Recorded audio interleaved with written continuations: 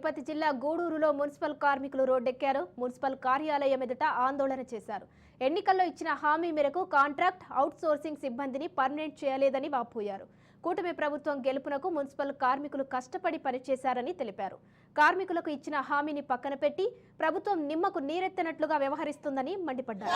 ఇప్పటికైనా ప్రభుత్వం స్పందించి ఎన్నికల్లో ఇచ్చిన హామీలను నెరవేర్చాలని డిమాండ్ చేశారు.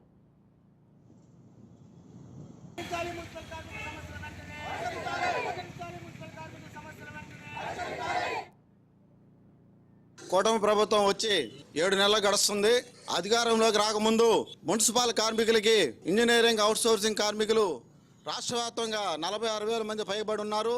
వాళ్ళకందరికీ గత ప్రభుత్వం రాతపూర్వకంగా హామీలు ఇచ్చి మేము ఎన్నికల్లో గెలిస్తే తప్పనిసరిగా మీకు న్యాయం చేస్తామన్నారు. అది పతనమైపోయింది. ప్రస్తుతం కూటమి ప్రభుత్వం నడుస్తూ ఉంది. కూటమి ప్రభుత్వం వచ్చేటప్పుడు మీ అందరికీ పర్మనెంట్ చేస్తాం, కాంట్రాక్ట్ అవుట్సోర్సింగ్ ఇంజనీరింగ్ కార్మికులందరినీ పర్మనెంట్ చేస్తాం, దేశవ్యాప్తంగా మున్సిపల్ రంగానికి ఒక వెలుగు తీసుకొస్తాం అంటే హామీలతో అత్యధిక మెజార్టీతో ఓట్లు వేసి వాళ్ళకి గెలిపించడం జరిగింది. ఇప్పుడు ఈ హామీలను పక్కన పెట్టి నిమ్మక నీరెత్తినట్టు వ్యవహరిస్తున్నారు.